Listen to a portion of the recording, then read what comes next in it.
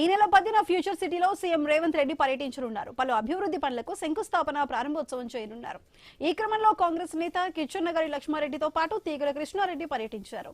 ముఖ్యమంత్రి రేవంత్ రెడ్డి చిత్తశుద్ధితో మహాయజ్ఞంగా future city నిర్మాణం చెందుతుందని లక్ష్మారెడ్డి పేర్కొన్నారు. ఫ్యూచర్ సిటీలో అన్ని హంగులతో ప్రజలకు ప్రతి సదుపాయాన్ని ప్రభుత్వం అందించాలనే ఉద్దేశంతో ఫ్యూచర్ సిటీ నిర్మాణం జరుగుతుందని తెలిపారు. ఫ్యూచర్ సిటీ ఓ రియల్ ఎస్టేట్ వ్యాపారంగా మారిందని బీఆర్ఎస్ నేతలు చేసిన సవాళ్లను తిప్పికొట్టారు. ఫ్యూచర్ సిటీని మరొక మహానగరంగా తీర్చిదిద్దేందుకు ముఖ్యమంత్రి రేవంత్ రెడ్డి కంకణబద్దులై ఉన్నారని తీగల కృష్ణారెడ్డి అన్నారు. యువతకు ఉద్యోగ అవకాశాలు రావాలంటే భారత్ ఫ్యూచర్ సిటీ లాంటి మహానగరాలు ఏర్పాటు కావాల్సిన అవసరం ఎంతో ఉందని పేర్కొన్నారు.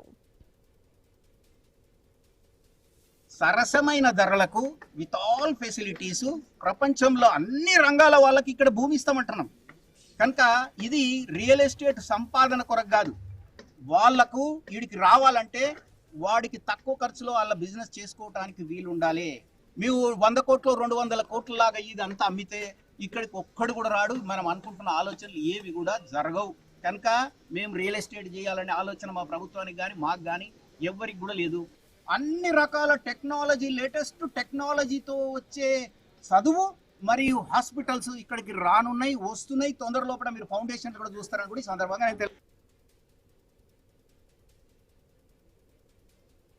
ఎందుకంటే రైతే లేని రాజ్యమే లేదు.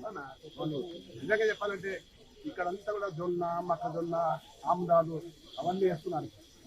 కన్ఫర్మ్ నిలవగానే ల్యాండ్ ఇవ్వడం జరిగింది. ఏదేమైనా సరే ఇది చాలా సౌహృదమైనటువంటి నిర్ణయం. ఈ నిర్ణయానికి మేమందరం కూడా స్వాగతిస్తున్నాం.